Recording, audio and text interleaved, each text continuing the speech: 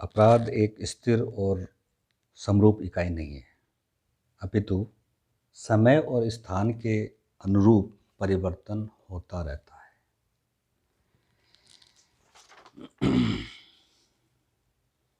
अतः अपराध से संबंधित सार्वभौमिक सिद्धांत नहीं बनाए जा सकते। अपराध से संबंधित जो भी सार्वभौमिक सिद्धांत हैं वो नहीं बनाए जा सकते। जैसे कि विज्ञान के सार्वभौमिक सिद्धांत होते हैं, उस तरह के सिद्धांत नहीं बनाए जा सकते। इन सार्वभौमिक सिद्धांतों का अभाव में अपराध शास्त्र कभी भी विज्ञान नहीं कही जा सकती है। जब सार्वभौमिक सिद्धांत ही नहीं है तो किस अर्थ में वो विज्ञान कही जा सकती है।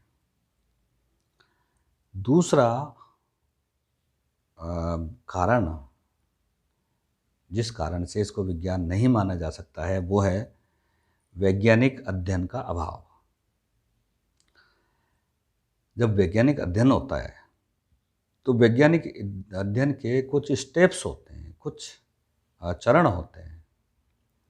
उन चरणों को हम बात करें, सबसे पहला चरण होता है परिकल्पना का निर्माण करना। वैज्ञानिक अध्ययन का पहला चरण है किसी परिकल्पना का निर्माण करना। दूसरा, परिकल्पना से संबंधित आंकड़ों का संग्रहण करना। जो भी परिकल्पना से संबंधित आंकड़े हैं उनका संग्रह किया जाना। तीसरा है अधिष्ठापन या प्रयोग करना, जिसको इंडक्शन कहते हैं। और चौथा निष्कर्ष, कंक्लूजन। और पांचवा है सत्यापन, वेरिफिकेशन।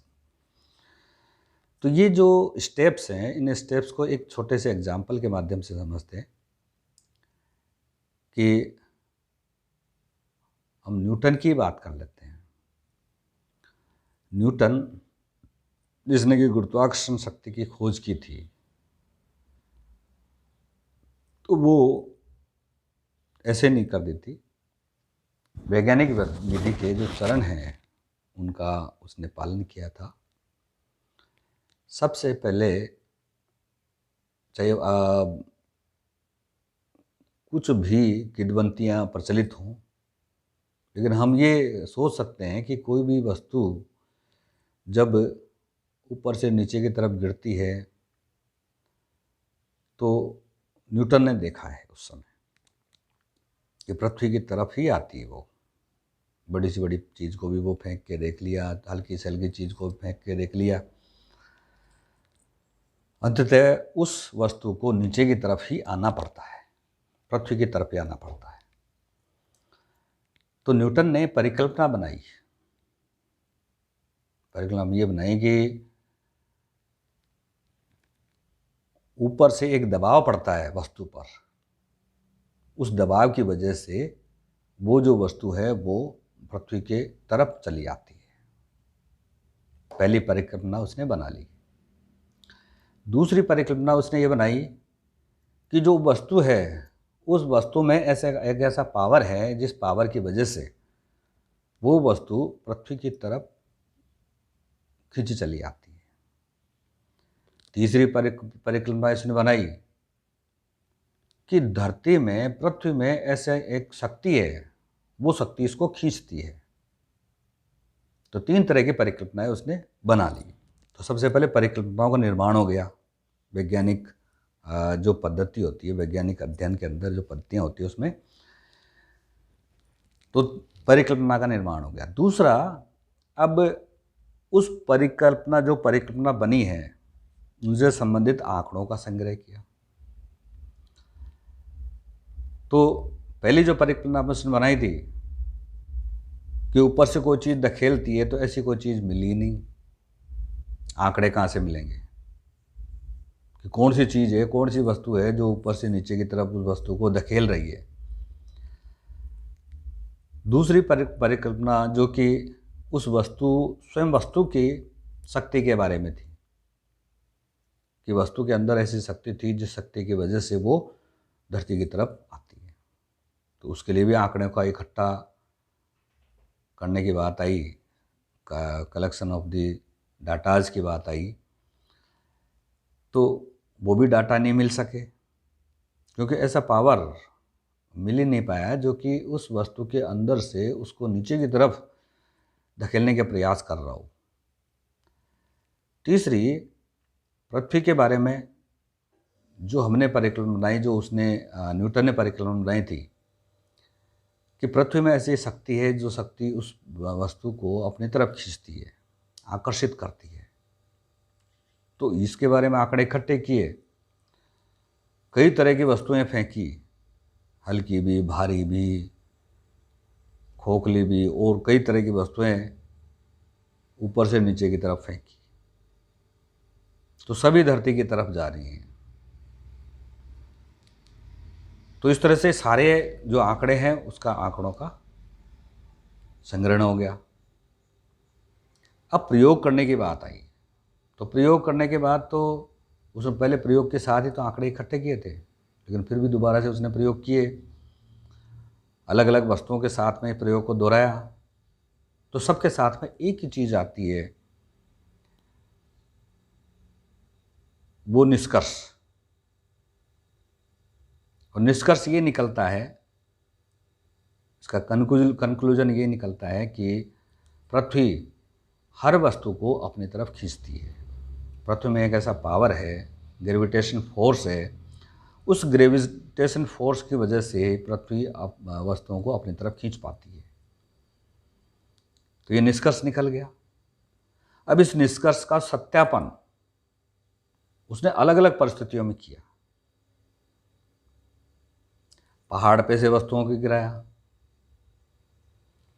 बिल्डिंग के ऊपर से वस्तुओं को गिराया, दो वस्तुओं को साथ साथ गिराया, एक हल्की वस्तु दूसरी भारी वस्तु, तो गिरा के देखा। इंडिया में प्रयोग किया, अमेरिका में किया, इंग्लैंड में किया, इस तरह से अलग अलग देशों में उसने उसका सत्यापन किया। सत्यापन में वो चीज़ वेरीफाई हो गई जो किसी दुनिया के एक कोने में उसने देखी थी कि कोई भी वस्तु ऊपर से नीचे की तरफ ही आती है, पृथ्वी अपनी तरफ खींचती है। तो इस तरह से ये सत्यापन हो गया। ये जो 5 वैज्ञानिक अध्ययन के चरण हैं, इन चरणों के आधार पे हम अपराध का अध्ययन नहीं कर सकते। इस प्रकार का जो अध्ययन है उसमें प्राप्त निष्कर्षों का सत्यापन अति आवश्यक हो जाता है। जो भी निष्कर्ष इसमें निकलते हैं उस निष्कर्ष का सत्यापन बहुत जरूरी होता है, ताकि सार्वभौमिक सिद्धांतों का निर्माण हो सके। सत्यापन के आधार पर ही सार्वभौमिक सिद्धांतों का निर्माण होता है। अपराध संबंधी अध्ययन से प्राप्त निष्कर्षों का सत्यापन असंभव है।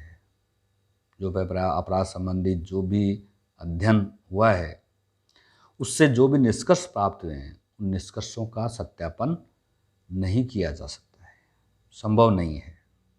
अतः अपराधों का वैज्ञानिक अध्ययन भी असंभव है। जब सत्यापन नहीं हो सकता निष्कर्षों का, तो वैज्ञानिक अध्ययन भी नहीं हो सकता, वो भी असंभव है। इसलिए अपराध शास्त्र विज्ञान नहीं कहा जा सकता है, इसको विज्ञान नहीं मान सकते हम। तीसरा जो कारण है जिस कारण से हम ये कह सकते हैं कि अपराध शास्त्र विज्ञान नहीं है, वो है आंकड़ों की विश्वसनीयता। जो भी डाटा कलेक्ट किए जाते हैं उनकी विश्वसनीयता की बात। तो ये विश्वसनीयता संदिग्ध रहती है। जब ये अपराध से संबंधित जो भी आंकड़े इकट्ठे किए जाते हैं तो वो संदिग्ध रहती है, क्योंकि उनके संग्रह अथवा मापन में वैज्ञानिक उपकरणों का नितांत अभाव होता है। उनका जो संग्रह किया जाता है, आंकड़ों का जो संग्रह किया जाता है, अपराध के आंकड़ों का जो संग्रह किया जाता है और उनको नापा जाता है, तो वैज्ञानिक उपकरण काम में नहीं लिए जाते हैं। वैज्ञानिक उपकरणों का नितांत ही अभाव रहता है। और यहाँ पे ये भी चीज़ आ सकती है कि जो शोध करता है, जो भी आंकड़े इकट्ठे कर रहा है, तो वो आंकड़े शोधकर्ता की दुर्भावना से ग्रसित भी हो सकते हैं। शोधकर्ता उसमें कमी बेसी भी कर सकता है, बढ़ोतरी भी कर सकता है, कम भी कर सकता है आंकड़ों में। संदिग्ध आंकड़ों पर आधारित अध्ययन विज्ञान नहीं हो सकता है, विज्ञान नहीं बन सकता है। जो संदिग्ध आंकड़ों की बुनियाद पर अगर कोई अध्ययन खड़ा है तो वो विज्ञान नहीं हो सकता है। ठीक इसी तरह से हम बात करते हैं कि इसका निष्कर्ष जो निकलता है, संदिग्ध आंकड़ों से जो निष्कर्ष निकलता है वो अविश्वसनीय है, विश्वास नहीं किया जा सकता है। दूसरा, वो अमान्य होंगे। तीसरा, किसी भी नियम का वो आधार नहीं हो सकते। अविश्वसनीय, अमान्य और किसी भी नियम का आधार यानी बेस नहीं हो सकते। चौथा जो कारण है जिस कारण से हम अपराध शास्त्र को विज्ञान नहीं मानते हैं वो है प्रयोगशाला जैसे नियंत्रण का अभाव। विज्ञान के जो प्रयोग होते हैं वो प्रयोगशाला में होते हैं, तो प्रयोगशाला जैसे नियंत्रण का उसमें ताप दाब इनको कंट्रोल करके प्रयोग किए जाते हैं, तो वो यहाँ पे संभव नहीं हो सकता है अपराध के लिए। अपराध शास्त्र का अध्ययन प्राकृतिक विज्ञानों की भांति नहीं हो सकता है। ये क्लियर बात है कि अपराध शास्त्र का जो अध्ययन है प्राकृतिक विज्ञान की भांति नहीं हो सकता है, क्योंकि इसमें कारण है अपराध एक सामाजिक घटना है जिसका अध्ययन समाज में ही संभव है। अपराध एक सामाजिक घटना है और जिसका अध्ययन समाज में ही हो सकता है, किसी प्रयोगशाला में उसका अध्ययन नहीं हो सकता है। प्रयोगशाला जैसी शर्तों के नियंत्रण का अभाव रहता है इसमें। प्रयोगशाला में जैसी शर्तें होती हैं उन शर्तों के नियंत्रण का अभाव इसमें रहता है। शर्तों एवं परिस्थितियों के नियंत्रण का अभाव इन निष्कर्षों के सत्यापन को असंभव और अविश्वसनीय बना देता है। जो शर्तें हैं, जो परिस्थितियां हैं, उन पे कंट्रोल नहीं किया जा सकता है और कंट्रोल न होने की वजह से ऐसे निष्कर्षों का जो सत्यापन है, निष्कर्षों का सत्यापन असंभव और अविश्वसनीय बना देता है। अतः अपराध शास्त्र यहाँ भी विज्ञान नहीं है। अब प्रयोगशाला में जो प्रयोग किए जाते हैं उन प्रयोगों के लिए हम विशेष रूप से ध्यान रखते हैं कि टेम्परेचर तापक्रम, प्रेशर दबाव और अन्य भौतिक जो कारक हैं उनका नियंत्रण हम कर सकते हैं प्रयोगशाला में।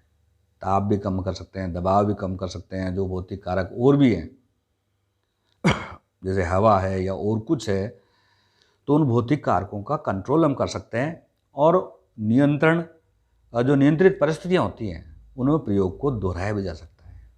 वो कंट्रोल परिस्थितियां हैं, उन कंट्रोल परिस्थितियों में उस प्रयोग को वापस से दोहराया भी जा सकता है और सर्वमान्य सार्वभौमिक निष्कर्ष प्राप्त कर सकते हैं। ऐसे निष्कर्ष जो पूरा विश्व स्वीकार करे, सार्वभौमिक हो, देश संसार के किसी भी कोने में उसको मान्य किया जा सके, जो कभी भी सत्यापित किए जा सकते हैं। इनको कभी भी सत्यापित किया जा सकता है। जो भी विज्ञान का जो प्रयोग है उससे प्राप्त निष्कर्षों से जो भी सिद्धांत बनते हैं उनको हम सार्वभौमिक सिद्धांत कहते हैं और सार्वभौमिक सिद्धांतों को हर कहीं पे भी उसको सत्यापित किया जा सकता है। अब अपराध के बारे में बात करें। अपराध के जो कारक हैं वो निश्चित कारक नहीं है। जैसे यहाँ तो हमने विज्ञान के कारक देख लिए, तापक्रम है, दबाव है, अन्य भौतिक कारक है। लेकिन अपराध के सबसे पहले हम बात करें तो अपराध के कोई भी कारक निश्चित ही नहीं है। कौन कौन से कारक हम इसमें कंट्रोल कर सकते हैं। और इसमें मेन जो कारक होता है, प्रमुख कारक होता है जो मेंटलिटी होती है, मनोदशा। व्यक्ति की जो मनोदशा है वो सबसे मुख्य कारक होती है, मेंटलिटी। आपने मेंसरिया के बारे में पढ़ा है, कलुषित बुद्धि के बारे में पढ़ा है। जब तक कि कोई कार्य, कोई भी कार्य तब तक अपराध नहीं है जब तक कि उसको कलुषित बुद्धि के साथ न किया गया हो। अगर गिल्टी माइंड होके अगर काम किया जाता है तो वो मेनस्ट्रीम में आ जाता है। अगर माइंड गिल्टी नहीं है, स्वच्छ माइंड है, उसका कोई ऐसा आशय नहीं था, ऐसी कोई उसकी भावना नहीं थी, और फिर कोई कार्य हो जाता है, तो ऐसी स्थिति में वो अपराध नहीं होता है। तो यहाँ पे मुख्य जो कारक है वो मुख्य कारक है मनोदशा, जो मेंटलिटी है वो है। इस मनोदशा को कंट्रोल करना असंभव है। व्यक्ति की जो मनोदशा है उसको कंट्रोल कैसे किया जा सकता है? कोई आपका मिलने वाला, आपका मित्र है, आपके सामने बैठा है और वो आपके बारे में पता नहीं क्या आपराधिक बात सोच रहा है, आप उस बात को समझ नहीं पाते हो, न ही उस पर कंट्रोल किया जा सकता है। उसकी जो सोच है, उसकी जो कलुषित सोच है, गंदी सोच है, उसको हम बदल नहीं सकते। तो अतः इसका सत्यापन भी नहीं हो सकता। जो मनोदशा है उसको कंट्रोल नहीं किया जा सकता, और उस कंट्रोल नहीं हो सकता तो उसका सत्यापन भी नहीं किया जा सकता, असंभव है। और अपराध शास्त्र इस दृष्टि से विज्ञान नहीं है।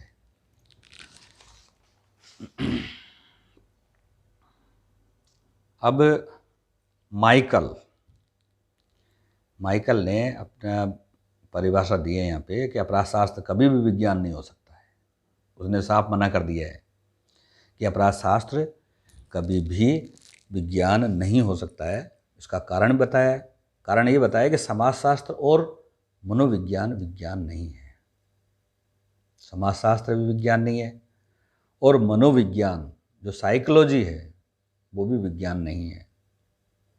अपराध शास्त्र के बारे में ये उन्होंने कहा है, माइकल ने, कि अपराध शास्त्र बहुत सीमा तक, बहुत हद तक इन्हीं विषयों से संबंधित है। जब ये समाज शास्त्र और जो साइकोलॉजी है, मनोविज्ञान है, उसको विज्ञान नहीं कहा है माइकल ने। और साथ ही साथ उसने ये भी जोड़ा है कि वो अपराध शास्त्र भी बहुत सीमा तक इन्हीं विषयों से संबंधित है कि मनोविज्ञान मनोदशा, साइकोलॉजी से, यानी दिमाग से, मस्तिष्क की क्रियाओं से संबंधित है। समाजशास्त्र समाज से संबंधित है। और अगर अपराध को देखा जाए तो अपराध समाज में होते हैं और एक कलुषित बुद्धि के द्वारा किए जाते हैं। तो मनोविज्ञान और समाजशास्त्र से इसका कनेक्शन है अपराध शास्त्र का, तो इस कारण से इसको भी विज्ञान नहीं कहा जा सकता। ये तो थे इसके विपक्ष में। अब हम बात करते हैं कि क्या ये अपराध शास्त्र विज्ञान है, तो समर्थन में तर्क दे देते हैं।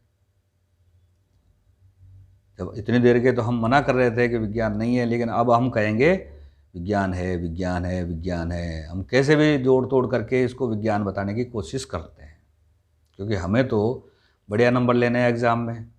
सबसे पहले जो हमने उधर मना किया था कि सार्वभौमिक सिद्धांत का अभाव है, लेकिन यहाँ पे संभव है, विज्ञान बनाने के लिए संभव है।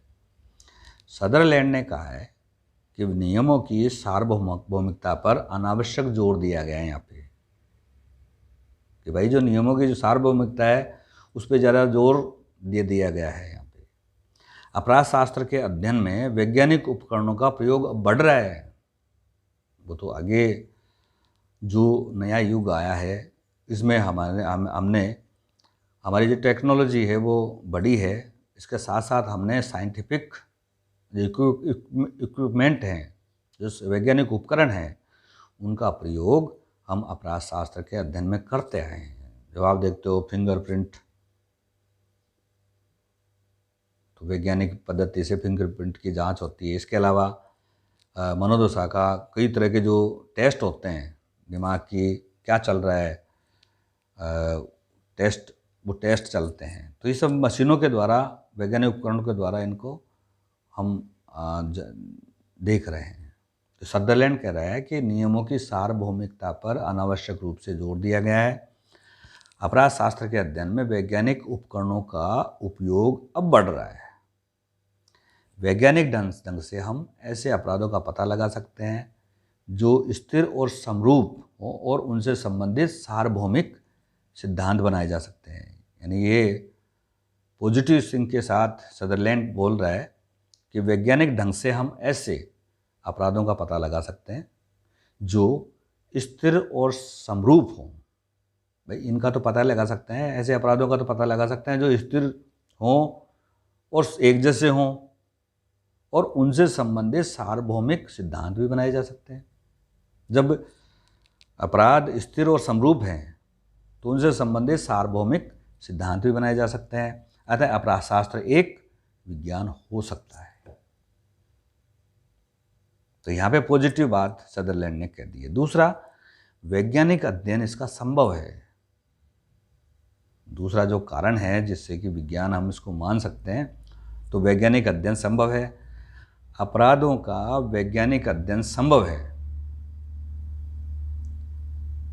इसके लिए जो प्रयास किए गए हैं वो सफल हुए हैं। तो वैज्ञानिक रूप से अपराधों का अध्ययन किया गया है और उसके लिए जो प्रयास हुए हैं वो सफल हुए हैं। अतः अपराध शास्त्र एक विज्ञान है। तीसरा, प्रयोगशाला की बात करें। यद्यपि अपराध शास्त्र के अध्ययन हेतु विशुद्ध विज्ञान जैसी प्रयोगशालाएं असंभव है। जैसे विशुद्ध विज्ञान, जो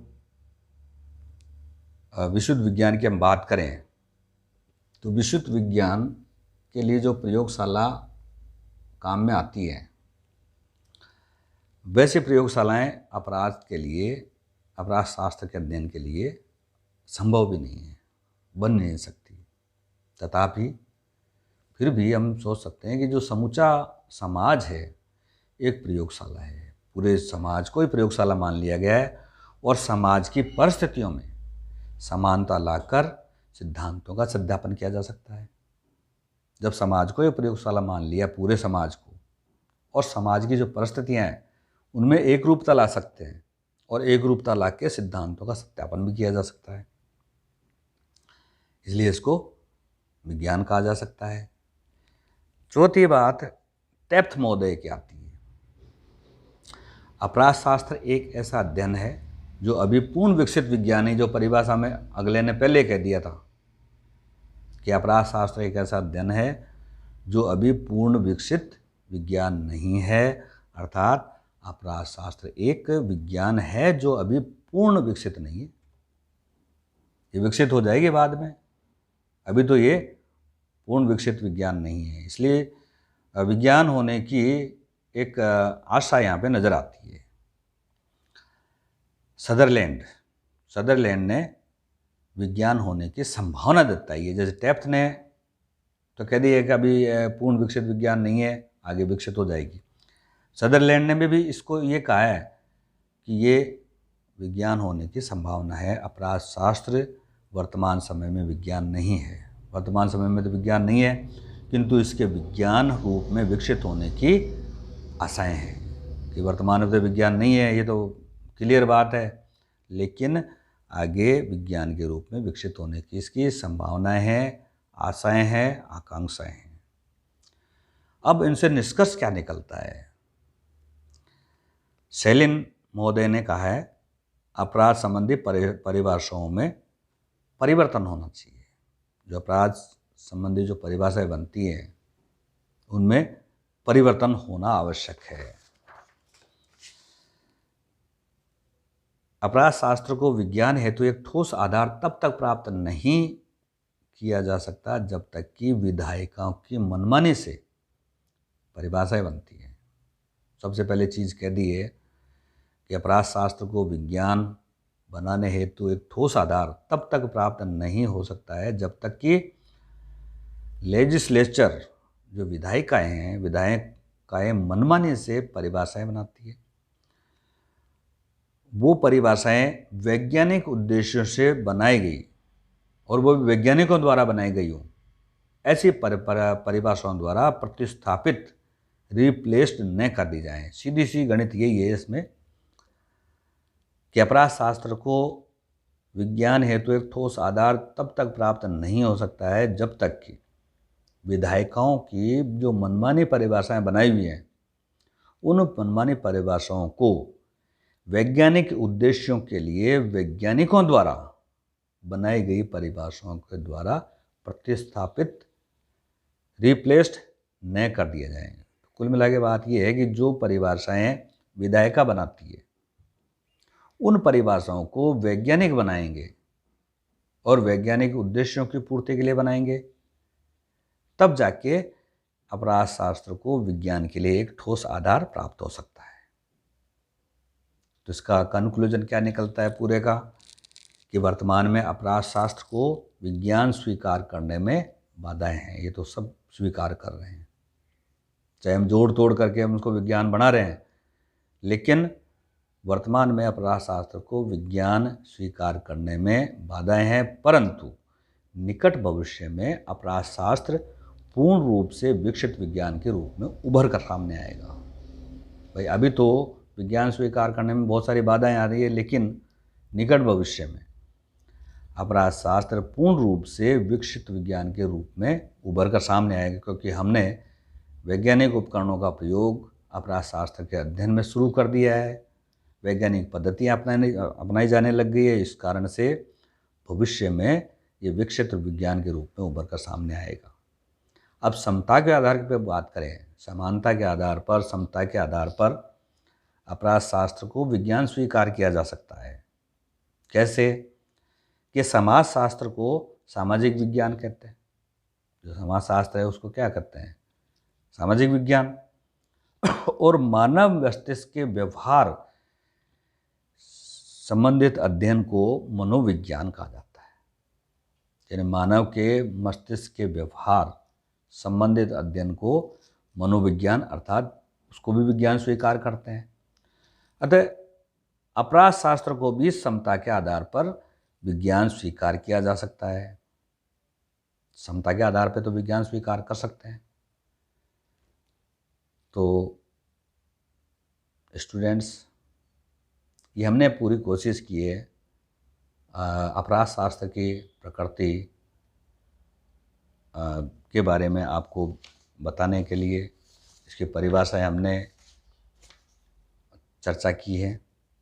इसके अलावा हमने अपराध शास्त्र विज्ञान है या नहीं है, इसके बारे में आपको विस्तृत रूप से बताया है। ये 2 क्वेश्चन आपके बन जाते हैं। एक तो परिभाषाओं का सेक्शन हो जाता है, और दूसरा अपराध शास्त्र विज्ञान है या नहीं है, इस पर भी एक इंडिविजुअल क्वेश्चन पूछा जाता है। तो आप तैयारी करें, और मैं उम्मीद करता हूँ कि इस अवधि में आप घर पे होंगे। Stay home and stay safe. सरकार की जो गाइडलाइंस है उनका आप पालन करते रहें, और निरंतर रेगुलरली अपने सिलेबस को आप पढ़ते रहें।